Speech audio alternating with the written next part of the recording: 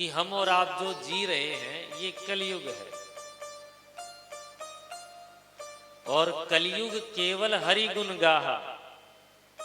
कलयुग में पार उतरने का एकमात्र साधन भगवान का नाम है। इसलिए हमको और आपको कलयुग प्राप्त हुआ है। तो महाराज कलयुग की प्रशंसा कीजिए। यत् फलम तपसा नास्ति, जो सतयुग त्रेता द्वापर में जो फल नहीं मिलता महाराज, वो कलयुग में मिल रहा है। सतयुग में तपस्या की महानता थी। कोई बड़ी लंबी तपस्या करेगा हजारों वर्षों तक, हमने तो पढ़ा है लाखों वर्षों तक भी तपस्या करी है, तब जाके भगवान प्रकट होंगे। उसके बाद में फिर भगवान ने थोड़ी शिथिलता प्रदान की, सरल किया। त्रेता में भगवान का दर्शन करना हो तो यज्ञ करिए, निष्ठा पूर्वक विधान पूर्वक यज्ञ करिए, भगवान मिल जाएंगे त्रेता में। अच्छा, दशरथ जी को भगवान कैसे मिले? यज्ञ करने से ही तो मिले। पुत्र कामेष्टि यज्ञ जब करवाया। त्रेता के बाद जब द्वापर आया तो और हल्का किया गया। द्वापर में यज्ञ से भी नहीं, तपस्या से भी नहीं, पूजा करके भगवान को प्राप्त कर लिया। ठीक ना? लेकिन जब कलयुग आ गया तो कलयुग का जीव और आलसी हो गया हमारा। कलयुग का जीव न तो तप कर सकता है, न यज्ञ कर सकता है, न ठीक से पूजा कर सकता है, न समय से कथा में आ सकता है। हमने 9 बजे पंडित जी को पूछा, पंडित जी क्या हुआ? बोला अभी तो कुछ नहीं, बाल भोग भी नहीं बना है। यज्ञ करने जाएगा कलयुगी जीव तो पैंट पहन के जाएगा हमारा, स्वाहा स्वाहा किए पड़ा, न हाथ धोया, न पैर धोया, न मुंह धोया, जहां से आया वहीं बैठ के स्वाहा। यही होता है।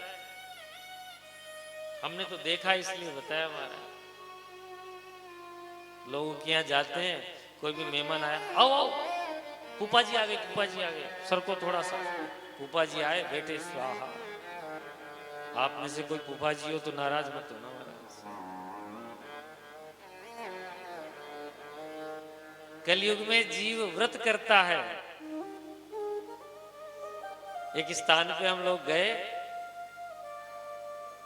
तो एकादशी का व्रत किया एक दिन, और उसी दिन रात को 1 बजे समोसा खा रहा था।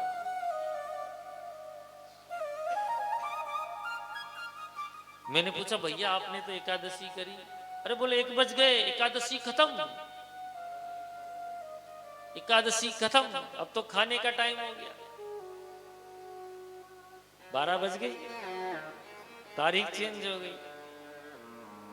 12 बजे रेलवे का टाइम टेबल बदलता है, अपना सनातन का टाइम टेबल तो सूर्योदय से बदलता है।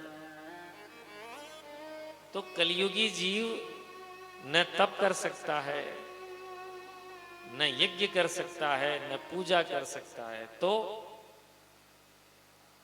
अरे ठीक से पूजा आरती भी नहीं कर सकता। घर पे आरती कर रहे हैं, ओम जय जगदीश्वरे, फोन की घंटी, हाँ हाँ भगवान को होल्ड पे, भिजवा देना भिजवा देना, 2 बोरी माल भिजवा देना, जय जगदीश है। फिर फोन आ गया, हाँ हाँ लोड करा दो लोड करा दो। हम ना पूजा कर सकते हैं, ना भोग लगा सकते हैं।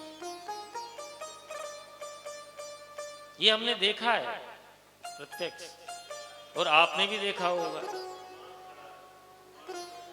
यहां महाराज ठाकुर जी को होल्ड पे डाल देते हैं पूजा करते करते। चंदन लगा रहे हैं, फोन बजा,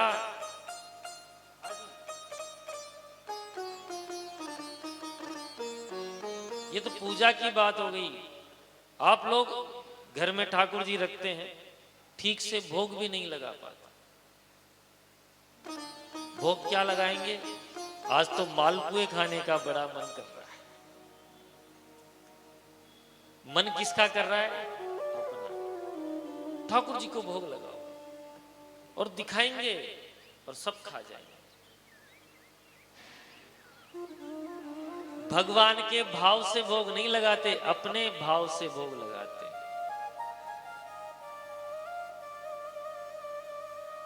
हम लोग एक बार इधर गए थे, कोटा साइड में, नहीं एमपी मंदसौर में कथा के लिए। तो मंदसौर में एक कोई हनुमान जी का मंदिर था चौराहे पे, अच्छा मंदिर, बड़ी सारी मूर्ति, जगह का नाम याद नहीं आ रहा। मंगलवार का दिन, शाम के समय भीड़ रहती, हम भी कथा से फ्री होके घूमने निकल ही जाते हैं।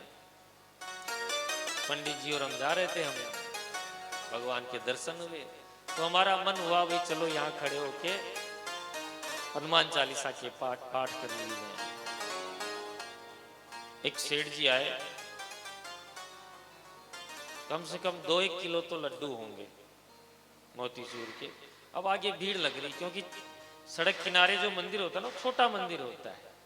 जैसे अपने जयपुर में देखा होगा पेट्रोल पंप वाले बालाजी हैं, सिविल लाइन पे कितनी लंबी लाइन लग जाती है। हाँ हाँ हाँ।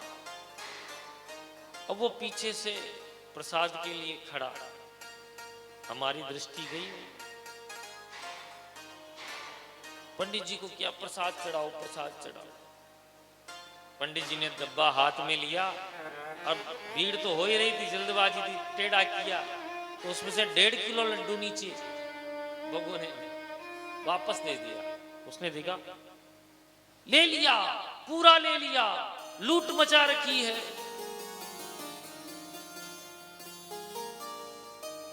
अरे देवता, अच्छा आप बताओ लाया किसके लिए था?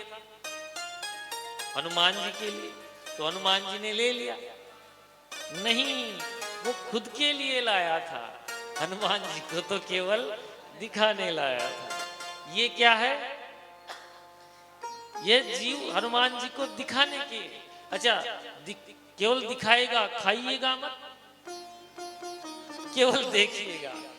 खाएगा कौन? खाएंगे हम। यहां हम जी रहे हैं साहब। अपने जीवन का कोई धन, कोई भाग या कोई सामग्री, कोई वस्तु यदि परमार्थ में लग जाए तो अपने आप को धरती का सौभाग्यशाली समझिए। भगवान ने आपका चयन किया है, आप बड़भागी हैं। यहां जितना रुपया पैसा भी आप खर्च करके जाएंगे तो आप धन्य हैं। पता नहीं कहां बीमारी में, हॉस्पिटल में लग जाइए और उनको तो राजी राजी देना पड़ेगा महाराज,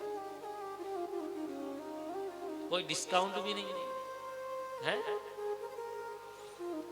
तो कलयुग में जीव न भजन कर सकता है ठीक से, न पूजन यजन कर सकता है, तो कलयुग के जीव का उद्धार कैसे होगा? तो यहां लिखा है, कलयुग केवल हरि गुण गाहा,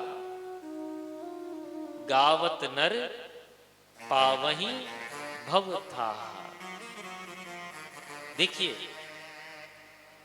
आपने समुद्र देखा होगा, समुद्र का ताह लगाना यानी उसका कहां तक गहराई है मुश्किल है,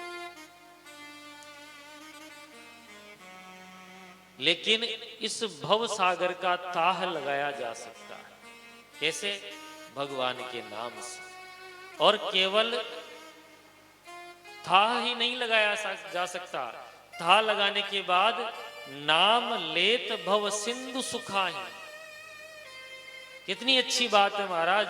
समुद्र की गहराई पता लगाना संभव नहीं है, लेकिन इस भव सागर की, जहां हम आप और जी रहे हैं, इसकी गहराई पता लगाई जा सकती है। कैसे? गावत नर पावही भव था। केवल भगवान का नाम गाइए, इससे संसार की गहराई पता लग जाएगी। क्या गहराई पता लगेगी? कि कौन साथ जाएगा, कौन रुकेगा, ये पता लगेगा। यही तो गहराई है। आइए एक बार बड़े प्रेम से भगवान नाम का